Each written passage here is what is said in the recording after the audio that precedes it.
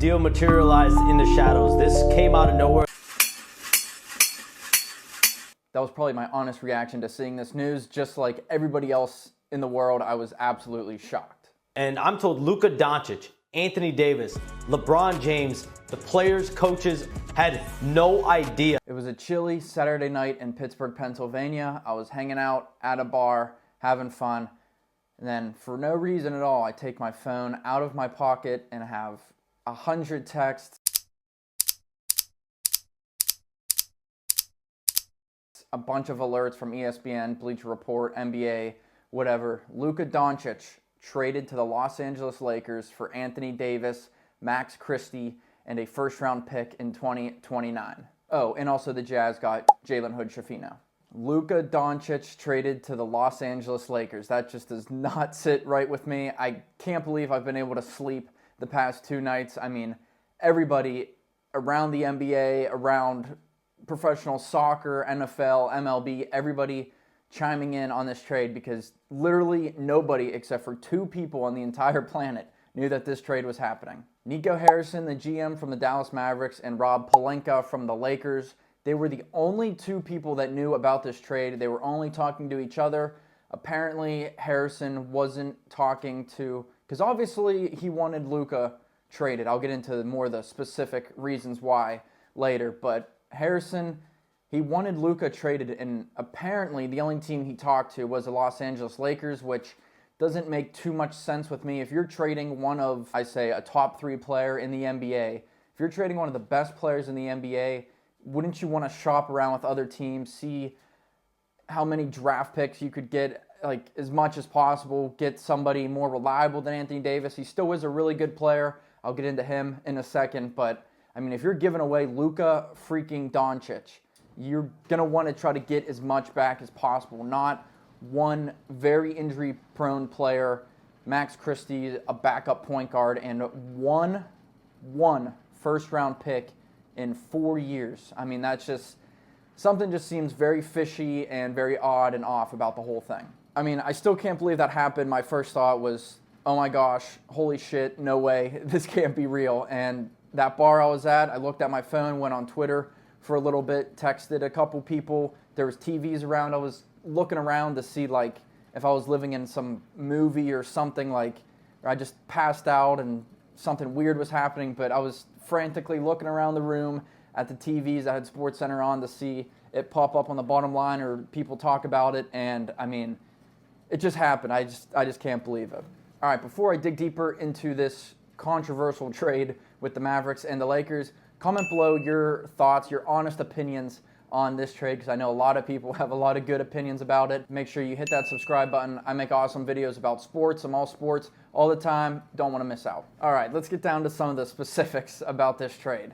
So Luka, I'm sure we've all seen the videos on Twitter of Nico Harrison in that press conference or whatever that was. Jason Kidd sitting right next to him, the head coach of the Mavericks, and Harrison talking about how like nobody was involved in this trade. I mean, if I was Jason Kidd, I would feel absolutely betrayed. I mean, people on the team sat out that game on Sunday. I don't know if because they were hurt or sick, but a bunch of starters like Kyrie, PJ Washington, they didn't play in that game.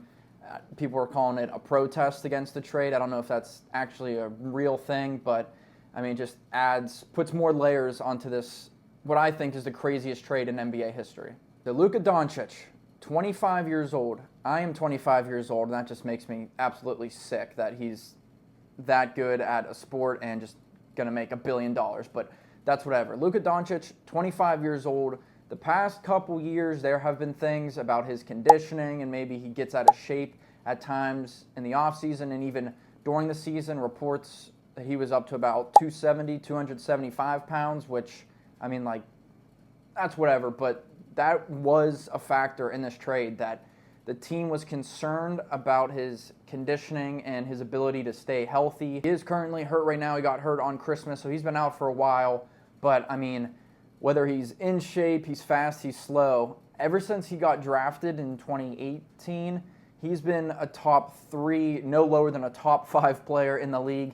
Brought this team to the championship, the NBA Finals last season after destroying the Minnesota Timberwolves. Yes, Kyrie and PJ Washington had a great series as well. But Luka, he's been that main guy for the Mavericks ever since he got drafted, and he is one of the best players in the NBA. I just think, so the guy's a little out of shape, maybe eating too much DoorDash or McDonald's or that Texas barbecue, because I've been there once and best barbecue I've ever had in my life.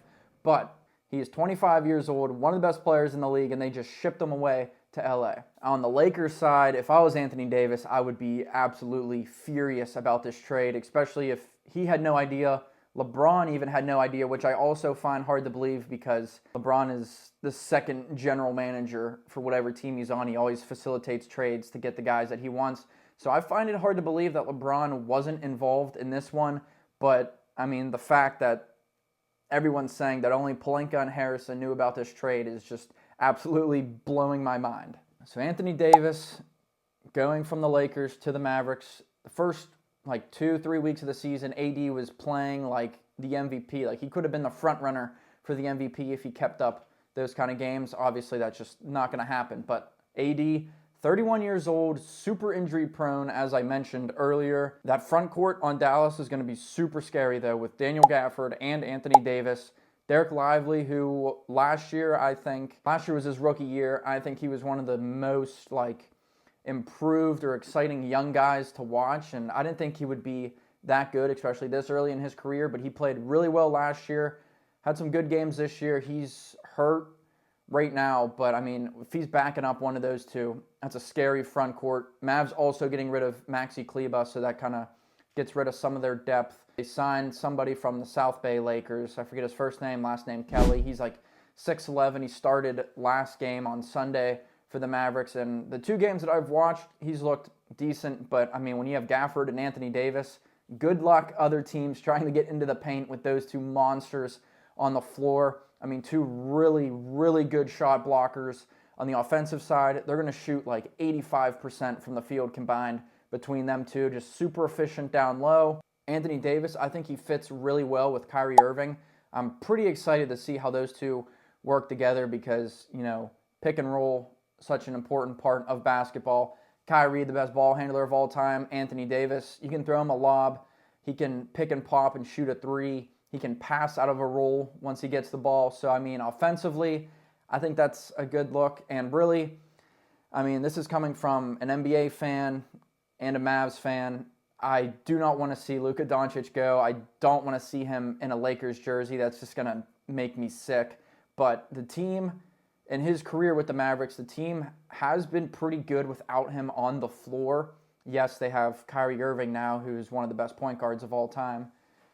So I think, the offense is going to take a little bit of a hit just because Luka, averaged 39-9 every game or something crazy like that. But, if the rest of the team stays healthy, especially Anthony Davis, the dude's super injury prone, but as long as he can stay healthy, the whole team stays healthy, I think they're still a good playoff team that could make a deep run into the playoffs, like maybe a Western Conference Finals. I don't know about NBA Finals just yet, but, the way that this trade has unfolded is just crazy. As far as Luka on the Lakers, I think that's more of an interesting thing that we're going to have to watch just because he's so ball dominant, but LeBron has played with very ball dominant guards. That sounds weird, but whatever. Like Kyrie, even like Mario Chalmers, just other guys that need the ball in their hands. And I still can't fathom that LeBron didn't have anything to do or say with this trade. But I think him and Luka, LeBron's 40 years old still. Whether he's playing one more year, 2 more years, or whatever, I assume Luka's going to be in LA for probably the rest of his life because they have the money that they can give to him. But still, that team needs other players to play well or another star for them to have any sort of success. If they had LeBron, Luka, and AD, that's a freaking championship ring right there. But obviously no AD. So, once Luka's back from injury, it's just going to be super interesting to see how he fits on this Lakers team. Now that I've had 2 days to sit down, process, and think about this, I think it's a good trade for both teams. I think the Lakers, obviously, and you got to look at it in the short term and the long term. For the long term, for the Mavericks, I don't think it was too great. Only getting 1 first-round pick 4 years from now is kind of nuts, and a 31 31-year-old Anthony Davis, who is just bound to get hurt at any second he's on the floor. So I think in the long term, it might not work out too well for them. But going into the second half of this season this year, once this team gets together and plays together for a couple weeks, I think they're going to be dangerous. So I think right now it could be a good move for the Mavericks. With the Lakers, obviously long term, LeBron's only got 1, 2, maybe 3 years, whatever. I don't know, he's a freaking cyborg or something. So he's obviously not going to be playing for too much longer, but they didn't have to give up any younger guys or draft picks. So I think they can take Luka, who's still only 25, and build towards the future for them. So it's kind of like, do you want to win now, win in a couple years, with still having the chance of maybe winning right now, which I still don't think the Lakers do. But, I mean, I don't think it was really terrible for either team, but the fact that the Mavericks only got 1 draft pick and a 31-year-old Anthony Davis is still just a little fishy and a little crazy to me. People were saying Adam Silver was pulling the strings, called up the Lakers and the Mavericks and said, our ratings are low, let's do this. We're moving Luka Doncic and Anthony Davis to try to boost the ratings. I don't think that's true, but I love conspiracies. I'm a conspiracy theory type of guy, but I think that one's just a little too crazy, even though, I mean, literally only 2 people in the entire world, over 7 billion people on this planet, and everybody on any other planet, there's only 2 people that knew this was happening, Nico Harrison and Rob Pelinka. All right, there you have it. If you didn't know by now, Luka got traded to the Lakers for Anthony Davis, Max Christie, and a first-round pick, blah, blah, blah. Jalen Hood-Schifino went to the Jazz, whatever. All this coming from a Mavericks fan and just a NBA fan, basketball fan in general. Comment below your thoughts on this trade, because obviously I think it's the craziest, biggest trade in NBA history. Let me know what you think, and to say the least, it's going to be an interesting second half of the season.